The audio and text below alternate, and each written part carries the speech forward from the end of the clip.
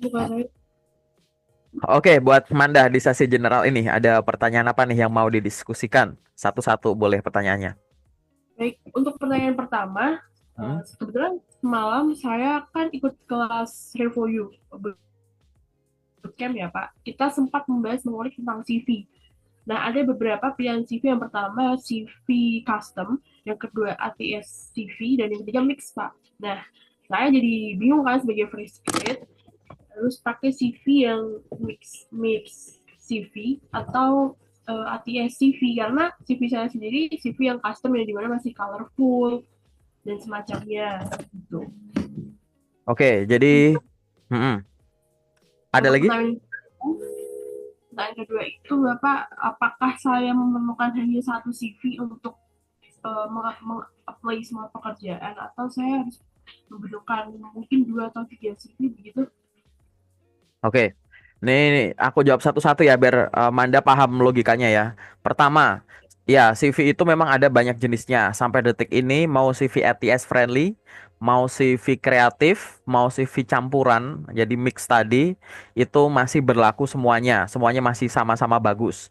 Tapi daripada kamu bingung, aku akan menyarankan fokus saja pakai ATS friendly. Bukan berarti yang lain itu jelek dan udah nggak berlaku ya, bukan. Tapi buat apa kamu mikir yang bikin kamu bingung? Saranku sekedar tahu aja, tapi berfokus dulu ke ATS friendly. Kenapa kok berfokus ke ATS friendly?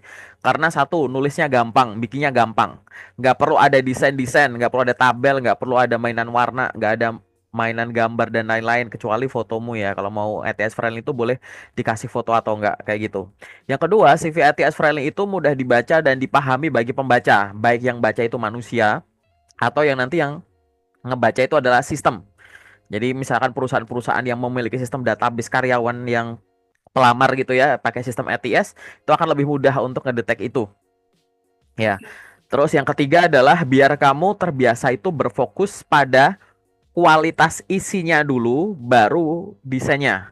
Seringkali orang pakai CV yang kreatif atau CV mix itu isinya, kontennya itu terdistraksi oleh desainnya. Gara-gara tata letaknya begini seolah-olah udah nggak cukup. Nah itu gawatnya, nah kenapa? Gawatnya nanti kalau yang harusnya ditulis malah nggak ditulis. Harusnya dijabarkan, malah ditulis secukupnya. Jadi harusnya kamu explain di situ malah cuma mention aja. Cuma ditulis biasa. Dengan alasan, wah kolomnya udah nggak cukup nih. Kayak gitu. Belum nanti main distraksi tata letak dan gini gitu malah akhirnya fontnya aneh dan lain-lain gitu. Jadi buat awal ATS friendly aja dulu nggak masalah. Jadi ATS friendly itu gampang bikinnya, gampang dibaca dan dipahami dan mau diproses pakai mata atau sistem itu lebih enak gitu. Jadi kamu nggak perlu bingung. Mau itu satu halaman, dua halaman, tiga halaman juga nggak masalah. Itu berkaitan dengan CV ATS friendly. Selanjutnya berkaitan dengan apakah saya harus menggunakan satu CV saja atau boleh. Nah, kayak gini. Konsepnya dulu ya Anda ya. Secara teori isi CV itu memang harus relevan dengan lokernya. Paham ya? Isi CV harus relevan dengan lokernya. Betul itu. Tapi prakteknya pada saat kamu lamar kerja, jangan CV ngikutin loker, tapi loker ngikutin CV. Aku ulang lagi ya. Secara teori benar bahwa isi CV harus relevan dengan loker, tapi pada prakteknya jangan CV ngikutin loker. Kalau CV ngikutin loker tuh loker ganti, CV ganti, loker ganti, CV ganti. Kamu akan kehabisan waktu untuk entah edit-edit CV, entah ganti-ganti CV gitu. Tapi dibalik gitu. Jadi jangan CV ngikutin loker. Kalau CV ngikutin loker, loker ganti CV ganti. Tapi dibalik. Nah, loker ngikutin CV. Artinya, pada saat kamu udah punya CV, ini CV ku ini tuh bisa aku pakai untuk lamar posisi apa, misalkan gitu. Oh, misalkan CV ku ini cocok untuk posisi staf administrasi, misalkan, ya kan? Terus misalkan jadi customer service, misalkan jadi sekretari, kayak gitu. Udah kan, misalkan tiga posisi ini aja deh, permisalan. CV ku tuh cocok untuk tiga posisi ini. Ya sudah, sekarang pakai satu CV itu, kamu pakai untuk lamar cari loker tiga posisi tadi. Buka LinkedIn, cari loker untuk itu, pakai CV itu. Akhirnya gimana? Apakah aku pakai CV yang sama? Iya, paham nggak? Gitu. Kenapa Pak aku tetap pakai CV yang sama? Karena satu CV ini bisa cocok untuk beberapa profesi gitu loh. Gitu. Daripada ganti-ganti kayak tadi. Kalau udah nih habis nih di LinkedIn habis. Habis itu kamu buka pakai apa? Website perusahaan. Cari website perusahaan yang bisa pakai CV ini. Habis itu apa? Job portal. Kamu punya akun apa? Glints misalkan. Buka Glints. Pakai CV ini. Pakai Jobstreet, pakai ini. Kenapa? Karena di prakteknya kamu harus efektif. Jangan kehabisan waktu buat edit-edit CV. Apalagi editnya cuma bagian profil itu loh biasanya, summary gitu. Kehabisan waktu buat itu gitu atau upload, upload milih yang ini gitu. Oke, paham ya? Gitu. Paham, Pak. Gitu. Jadi kalau misalkan aku nggak ngerti yang kamu pelajarin tadi malam itu apa, tapi apakah CV boleh pakai cuma satu CV saja? Kalau profesi yang kamu incar bisa dipenuhi pakai CV ini, nggak apa-apa pakai ini dulu. Jangan ganti-ganti. Nanti kalau misalkan ada profesi lain yang itu kamu rasa tidak bisa dipenuhi pakai CV ini, baru ganti CV gitu. Pokoknya prakteknya itu adalah loker ngikutin CV. Jangan CV ngikutin loker gitu. Biar efektif Oke. ya gitu. Oke, mungkin ada pertanyaan lain boleh? Apa yang pernah kamu baca atau kamu pelajari boleh? Atau masih bingung? Jadi itu semalam kan ya Pak, kita kan mempelajari perihal kita bedah CV kurang lebih seperti itu. Nah, lalu mungkin lebih ke pengisi acara tersebut, pemberi materi, beliau tuh bilang bahwa saya di saat kamu ingin apply pekerjaan, usahakan tuh jangan satu CV kamu sebar ke semua, sebar ke semua perusahaan yang kamu lamar. Setidaknya kamu harus menyiapkan beberapa CV. Nah, saya kan jadi bingung ya Pak. Nah, kebetulan kan dari ini saya ada jenis Bapak, jadi saya tanya ke Bapak gitu kan. Jadi ya itu tadi, sebenarnya saya kan memang tertarik di dunia sekretaris dan mungkin ke manajemen pemasaran ya. Makanya saya merasa, oh, kayaknya saya cukup dengan satu CV saya saja, karena dari satu CV saya sudah bisa menjelaskan mungkin experience apa sih yang saya miliki kemarin, dan kedua itu saya punya kebetulan Pak gitu. Ya, balik lagi bener ya itu. Jadi em, ini aku cuma biar kamu itu maksudnya benar mungkin ya. Mungkin mungkin bahasanya aku perjelas saja gitu ya bahwa jangan satu CV disebar ke banyak perusahaan. Maksudnya banyak perusahaan tuh ya banyak posisi yang beda-beda kayak gitu kan. Kita kan harus ngukur dulu kita tuh pengennya apa gitu. Apalagi misalkan kalau profesi yang kamu incar tuh sebenarnya bisa di cluster gitu dan itu semua bisa diakomodasi pakai satu CV. Kamu fresh graduate atau udah punya pengalaman kerja? Saya fresh grade, tetapi untuk pengalaman saya sempat ada internship, dan dulu waktu awal semester saya pernah part time Pak. Nah, ibaratnya gini, dibayangkannya gini ya. Seorang fresh grade itu ya pasti gini, seorang fresh grade itu isi CV-nya mau diotak-atik kayak gimana kan pengalamannya cuma itu-itu aja kan ya. Paham nggak maksudku? Paham Pak. Kecuali nanti kalau kamu udah punya pengalaman kerja bertahun-tahun banyak gitu, nanti yang nggak relevan bisa kamu switch gitu. Jadi kalau yang nggak relevan itu bukannya di remove ya, tapi replace. Jadi kalau ada yang kosong bisa diisi sama yang lain yang relevan kayak gitu. Nah, bayangkan seorang fresh graduate, pengalamannya terbatas, ganti-ganti CV, mau ganti sebelah mananya, paham nggak? Gitu. Paham. Paling kan cuma kecil nggak seberapa. Nah, sekarang dipikirin lagi, CV itu boleh 1 sampai dengan 3 halaman. Terserah nanti kamu cara mainnya gimana tergantung pengalaman fresh graduate tersebut. Nah, nanti diisi. Kira-kira akan lebih menarik ini yang nggak cocok, yang nggak relevan aku ganti-ganti terus nih kecil-kecil begitu. Atau sebenarnya bisa aku tetap tulis semua tapi relevan gitu. Gitu. Ya, jadi lebih ke arah situ. Mungkin kalau bahasa aku bukan jangan ngirim CV ke buat berbagai perusahaan. Itu bisa dilakukan asal semua berbagai perusahaan. Misal CV-mu tadi CV sekretaris. Semua perusahaan yang kamu incar tuh sekretaris semua. Bisa pakai satu CV? Kata siapa nggak bisa? Bisa. Yang penting bukan perusahaannya, profesinya. Gitu. Ya kan? Gitu. CV ini bisa untuk profesi A, B, C gitu. Apa sih kesamaan semua profesi tadi yang aku sebut, yang kamu sebut tadi? Ada nonjolin administrasi, ya kan? Nonjolin kemampuan komunikasi, nonjolin kemampuan software-software administratif, nonjolin kemampuan ngolah data dokumen tertentu, gitu-gitu. Itu bisa untuk 1, 2, 3, 4 banyak profesi kan ya. Sudah pakai CV itu aja. Mau ngedit apa gitu. Paham ya? Kecuali yang nanti bener-bener kontras gitu. Kontras tapi kamu memang punya keahliannya. Biasanya orang-orang yang switch karir tuh gitu. Kalau bener-bener switch karir, skill barunya yang dimasukin, yang lama bisa di remove, bisa ditulis tetap tapi nggak usah dijabarkan gitu. Itu juga bisa gitu. Kondisionalnya begitu ya. Oke? Pegang aja CV, sorry, loker ngikutin CV gitu. Oke. Jadi nggak usah ngelihat ini gini. Kamu lihat dulu. Aku tuh pengen apa? Ini CV ku cocok untuk profesi apa? A B C D. Ya sudah. Cari aja loker A B C D aja. Pakai ini gitu. Nanti kalau untuk yang beda lagi baru ada editing editing boleh gitu. Biar apa? Efektif gitu. Jangan biar nggak dikit-dikit edit. Aku soalnya gini. Nah, aku udah review ribuan CV khususnya yang untuk case ini ya. Itu tuh aku pegang-pegang gitu. Bedanya cuma sedikit gitu. Itu pun yang kayak nggak terlalu terlihat bedanya gitu. Ini apa ya? Oh ternyata cuma di profilnya yang diubah gitu, ya kan? Hmm. Gitu. Atau mungkin kalau ada yang ada praktikum tuh di arah situ, tapi kan nggak terlalu besar. Padahal ibaratnya CV-nya tuh 2 halaman itu pun belum full. Kenapa nggak ditulis semua aja? Toh juga yang diincar tadi ya spesifik profesi gitu loh, gitu, gitu. Kalau surat lamaran itu ganti-ganti nggak apa-apa, memang harusnya begitu, ya kan? Body email ganti-ganti, cover letter ganti-ganti. Kalau CV, khususnya CV lamar kerja, khususnya lamar kerja masih di Indonesia, ada cara biar nggak ganti-ganti, biar kamu nggak kehabisan waktu, yaitu dengan loker ngikutin CV-nya, gitu.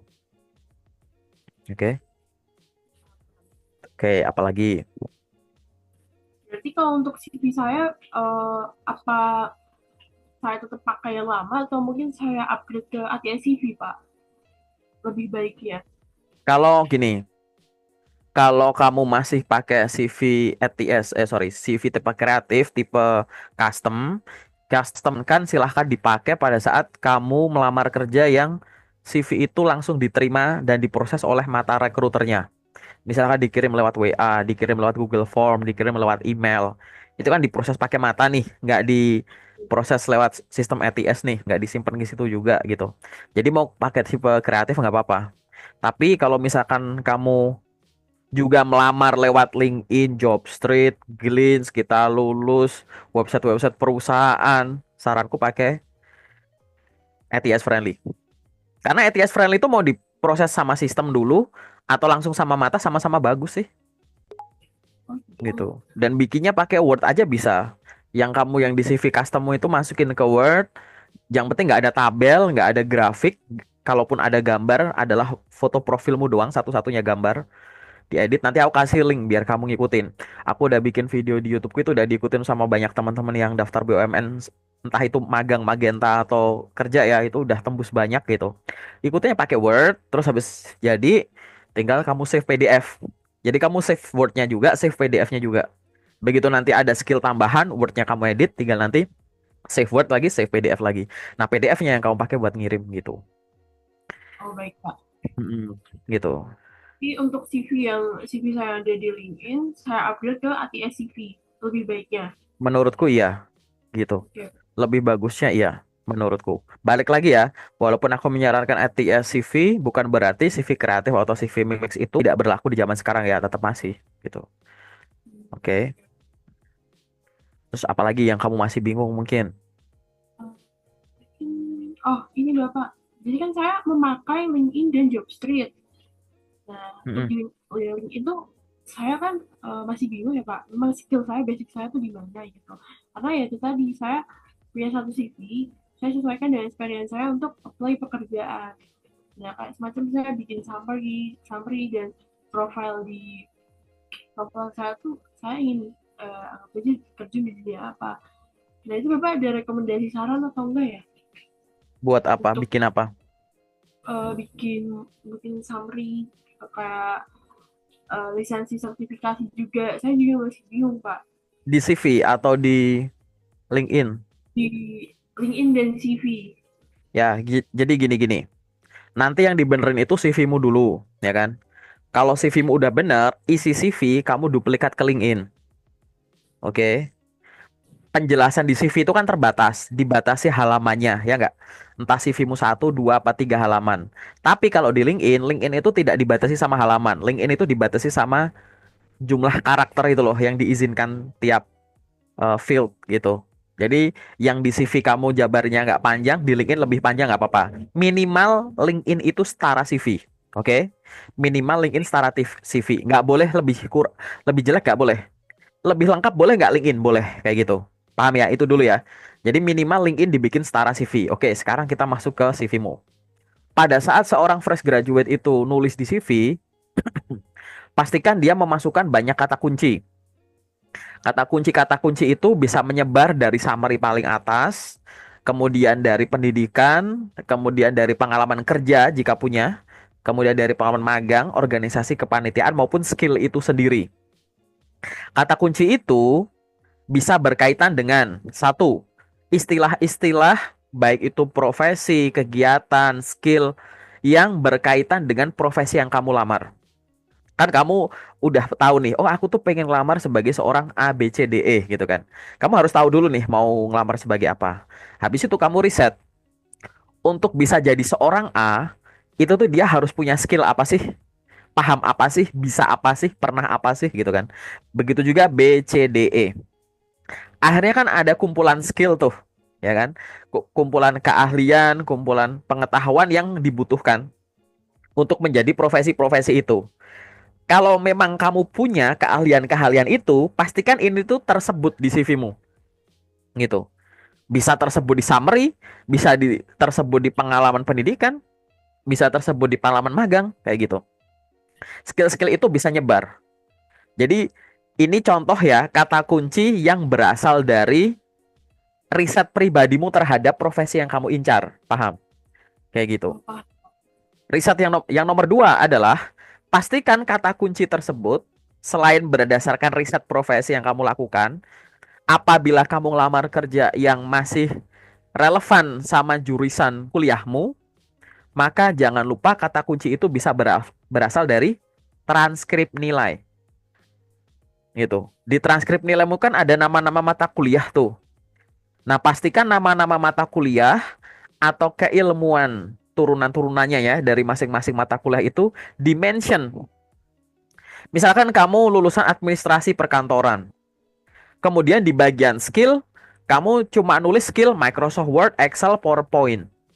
Padahal skill ini tuh ibaratnya lulusan SMK aja bisa. Lulusan SMA aja bisa.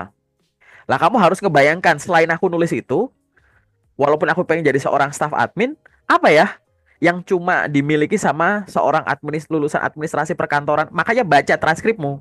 Paham? Gitu. Seolah-olah kamu pamerin ini loh, saya tuh pernah ngambil kuliah ini. Di dalam kuliah ini tuh aku belajar A, B, C, D, E. Nah, istilah-istilah A, B, C, D, E-nya ini, entah itu keilmuannya, industry knowledge-nya, entah itu skill tertentu, misal kayak tools-tools tertentu, itu dimension. Jadi ada pembedanya gitu. Cukup sering aku ya, khususnya aku kasih contoh yang administrasi, staff admin aja. Kan loker staff admin itu adalah salah satu loker yang diincar sama banyak orang, ya kan? Mungkin Manda juga ngincar. Lulusan SMA, SMK juga ngincar staff admin, lulusan diploma ngincar admin, lulusan sarjana ngurus juga ngincar admin, di luar jurusan admin juga tetap ngincar admin kan gitu. Tapi aku sering nge-review CV, lulusan bener-bener lulus entah administrasi bisnis, administrasi pemerintahan apa publik apa pemerintahan gitu namanya, terus administrasi perkantoran sama lulusan SMK itu cuma 11 12 gitu aku bandingin. Padahal ilmunya jauh gitu. Kok cuma nonjolin Word, Excel, PowerPoint, membuat laporan gini gitu, itu yang dari mata kuliahmu jangan sampai lupa. Yang penting tuh bukan ijazahnya, transkripnya itu loh yang kamu jual gitu. Pas interview juga sama, pada saat interview itu bukan masalah ini loh saya lulusan kampus ini gitu. Ini loh saya ijazah saya ini, bukan masalah itu. Yang ditonjolin bukan ijazahnya, tapi transkripnya. Sekarang saya bisa ini gitu. Gitu ya. Nah, baru itu akhirnya ada kata kunci dulu. Jadi pastikan dulu, walaupun Manda tadi nanya, gimana cara nulis bagian sini, sini, sini, sini. Nanti aku jelasin. Tapi yang kamu harus tahu adalah di dalam CV-mu itu harus nyebar banyak kata kunci. Kata kunci itu bisa berasal dari transkrip nilaimu yang kamu jabarkan ya gitu, atau bisa berasal dari riset terhadap profesi yang kamu incar gitu. Nah, sekarang kita masuk ke pertanyaanmu dulu. Summary harus gimana? Summary itu adalah ringkasan gambaran soal kamu. Anggap aja bagian lain ditutup, anggap aja orang lain baca bagian summarymu itu, orang lain tuh harus tahu gambaran soal kamu. Minimal harus ada apa? Background pendidikan, pengalaman-pengalaman, prestasi kalau ada, dan skill unggulan. Summary itu paling simpel tuh gini kalau mau nge-QC-nya. Kamu bayangkan kalau di interview dengan pertanyaan silahkan perkenalkan diri Anda. Kira-kira kamu bakal ngomong gimana? Nah, itu tuh mirip kayak summary-mu tuh. Gitu. Pasti kan harus ada kalimat, saya adalah seorang lulusan S1 bla bla bla misalkan dari universitas ini dengan IPK sekian. Saya sambil kuliah saya juga bekerja part-time selama sekian tahun sebagai ABCDEFG. Saya juga memiliki pengalaman magang selama sekian bulan di sini. Misalnya gitu. Saya juga pernah mengikuti bootcamp di bla bla bla bla untuk belajar terkait dengan misalkan data analisis dan digital marketing. Habis itu kamu sebut skill unggulan. Dari pengalaman saya tadi saat ini saya terampil atau memiliki keahlian berupa kemampuan A, B, C, D, E, F, G gitu. Ya udah, summary intinya itu. Kamu itu siapa? Dijawab dengan pendidikanmu, baik formal non formal. Kamu punya pengalaman apa? Dijawab dengan dengan pengalaman dan prestasinya. Dan sekarang bisa apa? Itu dijawab dengan skill. Oh, Cukup itu aja. nah, paham, Iya. paham. Hmm. Kemarin nggak diajarin kah waktu ini? Enggak ya? Kebetulan kan semalam sesi kita hanya sesi bedah-bedah review Oh ya ya CV. ya. Oke oke. Ya. Itu tuh Oke. ada sesi di mana CV dari peserta tuh direview berapa, tetapi yang direview ternyata punya mereka yang mungkin sudah memiliki banyak experience. Ya saya pikir kan untuk fresh graduate ternyata nggak ada. Oke. Oke. Apalagi yang kau masih bingung? Nah, ini Bapak, jadi kan Kamu boleh nanya soal proses rekrutmen loh ya. Jangan berkutat cuma CV aja gitu. Aku nggak ngerti nih tapi kamu saya sejauh ini gimana. saya ingin menanyakan perihal di LinkedIn dulu ini. Hmm, Jadi hmm. di LinkedIn saya kan memasukkan sertifikasi saya ya Pak dua, dan waktu itu dari pemberi materi pun bilang nanti portofolionya bisa kamu pakai, kamu upload di LinkedIn. Nah, kemarin saya upload Pak, tapi baru satu sih, kayak semacam upload saya posting gitu loh Pak. Apakah itu perlu ya Pak? Nih, oke, aku jawab ya. Nanti kamu mungkin bisa kita bikin sesi bedah LinkedIn nggak apa-apa, atau nanti aku kasih link kamu belajar dari aku bedah LinkedIn-nya orang. Postingan kayak tadi perlu nggak? Disebut perlu ya perlu. Tapi apakah ngaruh banget tergantung. Maksudnya tergantung tuh gini. LinkedIn itu akan berguna saat memenuhi tiga hal. Pertama, ini ingat ya, LinkedIn secara gratisan bukan yang premium. LinkedIn itu akan berguna jika memenuhi tiga hal. Pertama, infonya lengkap. Jadi dari banner paling atas sampai paling bawah tuh menu-menunya tuh berdasarkan pengalamanmu tuh diisi. Gitu. Pendidikan, pengalaman kerja, magang, skill, organisasi, panitiaan, kursus, dan lain-lain. Jadi info profilnya tuh lengkap. Nomor dua, temennya banyak. Kamu cek akunmu. Connections. Jadi itu bisa ngikuti, follow, bisa berconnect atau koneksi. Connections gitu. Terhubung. Nah, akun LinkedIn itu dalam tanda kutip kurang bermanfaat kalau koneksimu cuma dikit. Koneksi itu ada batasnya, maksimal 30.000 gitu. Maksimal 30.000. Nah, akun itu akan makin berguna apabila temennya itu koneksinya itu mendekati 30.000. Kalau perlu sampai mentok aja full 30.000 gitu. Itu faktor yang kedua. Faktor yang ketiga adalah adanya aktivitas yang rutin dilakukan. Aktivitas ini berupa apa aja? Bisa connect ke orang baru, terhubung. Bisa follow atau mengikuti, ya kan? Bisa membuat postingan original rutin. Jadi kamu bikin postingan pakai infomu pribadi. Yang keempat, repost postingannya orang. Kelima, komen di postingannya orang. Keenam, DM orang. Ketujuh, misal join ke grup. Gitu. Delapan, mungkin bikin artikel dan lain-lain. ketiga kegiatan ini mana yang lebih penting? Nggak ada. Karena semuanya itu sama-sama penting. Gitu. Nah, pada saat ini, yang kamu tanyakan ini, yang berkaitan dengan posting sesuatu, mau posting sertifikasi atau apa tadi itu termasuk salah satu aktivitas yang ada di poin nomor 3 ini. Aktivitas, ya nggak? Gitu. Posting sertifikat misalkan kayak gitu. Ada manfaatnya nggak? Ada, tapi itu bukan faktor tunggal. Bahkan kalau kamu posting itu terus, itu malah takutnya kurang bermanfaat. Kenapa? Kamu harus memastikan dulu nomor satu tadi, info profilnya udah lengkap belum? Misalkan di CV-mu itu ada 5 pengalaman kerja, ternyata di LinkedIn kamu tulis cuma satu pengalaman kerja. Di bannermu nggak ada, misalkan gitu. Headline-nya belum benar, gitu-gitu. Jadi jangan sampai info yang ada di CV di LinkedIn nggak ada. Yang nomor dua adalah temennya dulu. Coba aku lihat ya. Manda connection-nya itu berapa? 50. Iya, Maksimal itu 30.000. 30.000 tuh artinya kalau 10% itu 3.000, kalau 1% tuh 300. Lah kamu baru 50 gitu. 50 tuh seperenam. Seperenam tuh sekitar 0,1 sekian gitu. Gitu. Jadi harusnya tuh berapa? Ya harus atau 0,2 lah gitu. Ya harusnya tuh tadi mendekati ke 30.000. Akhirnya bikin postingan sertifikasi tadi berguna nggak? Menurutku berguna, tapi kalau berguna banget juga enggak. Kenapa? Akunmu belum siap, koneksimu nggak banyak gitu. Tapi dilakukan dulu boleh nggak? Boleh. Tapi balik lagi, salah satu faktor pentingnya koneksinya banyak belum terpenuhi. Kamu tiap hari buka LinkedIn sambil sibuk apply job, sambil connect aja ke orang baru, nggak kenal nggak masalah. Itu harus dilakukan. Bahkan nanti suatu saat kalau kamu misalkan udah dapet job, jangan ditinggalkan LinkedInmu, tetap harus aktif. Karena LinkedIn itu sosial media, beda sama kayak job portal. Kalau job portal, kamu udah dapet job, nggak buka job portal nggak apa-apa, ya kan? Tapi kalau LinkedIn sosmed, LinkedIn kamu udah dapet job, LinkedIn kamu tinggalin, terus suatu saat kamu pengen pindah kerja, kamu buka LinkedIn lagi, kamu branding mulai dari nol lagi nanti, gitu. Ya, itu dari situ. Tapi sekarang kita asumsinya gini, asumsinya tadi info profilnya udah lengkap.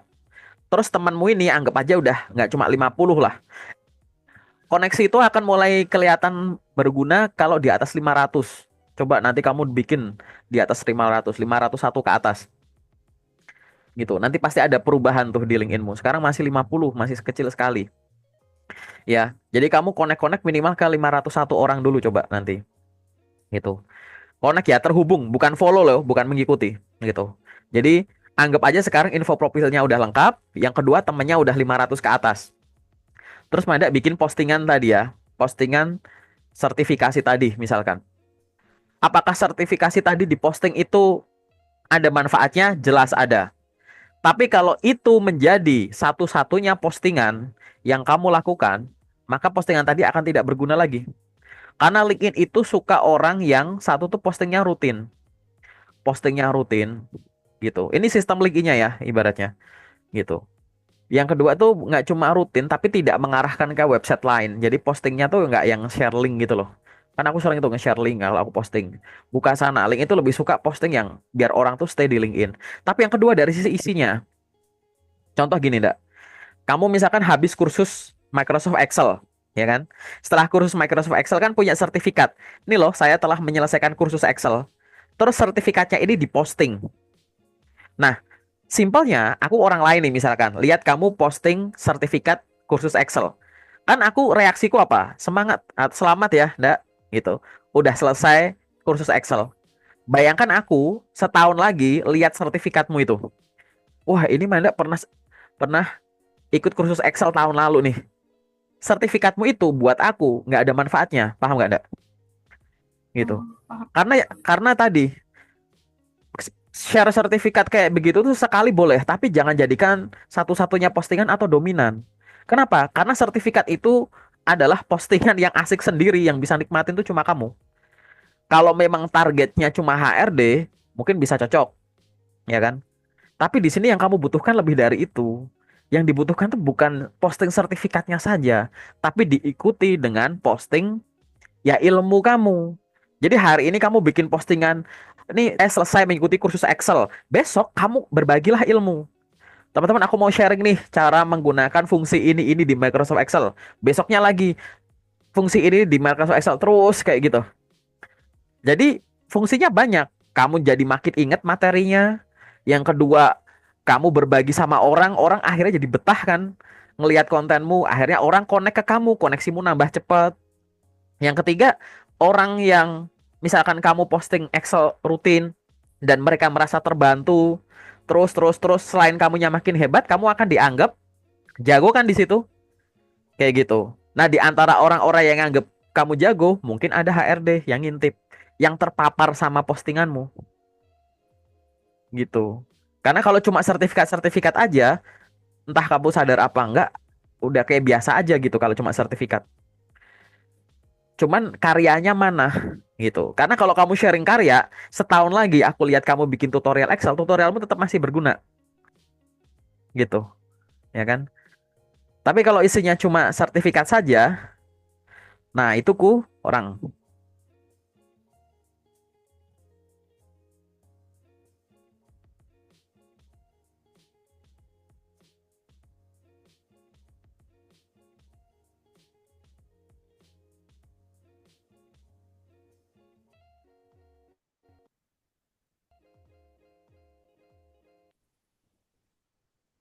Oke, cek cek. Sorry ndak, sinyal biasa kayaknya mau hujan deh.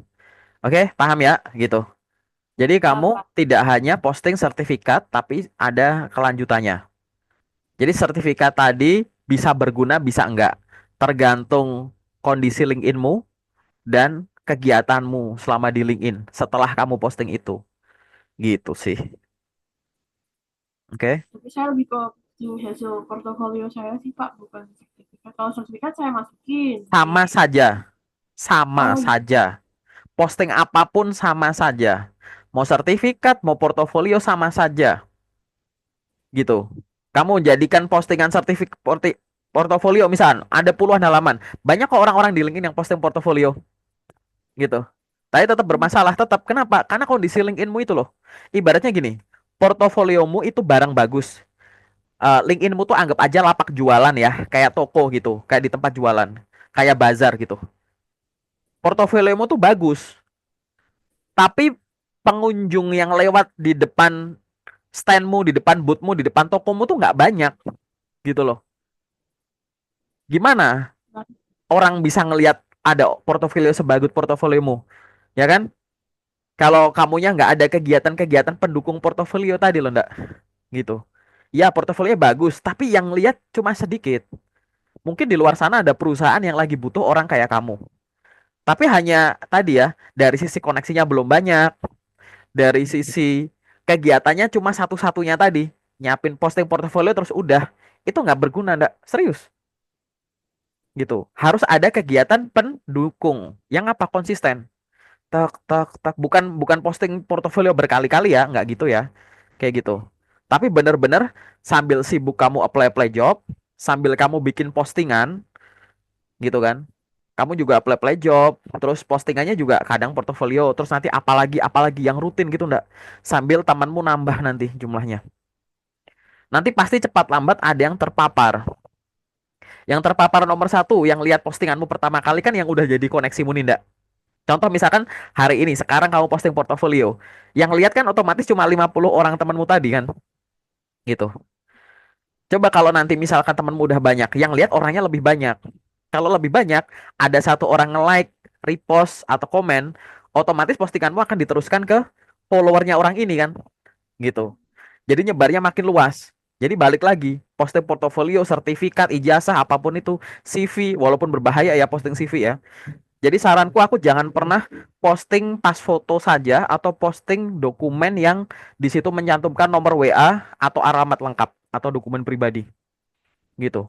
Apapun yang kau posting, kalau itu sebagai satu-satunya posting, sehebat apapun postingan itu, kalau nggak diikuti dengan akunmu yang siap, yang aktif, nggak berguna, serius gitu. Paham? Paham? Sampai di sini? paham, Oke. paham.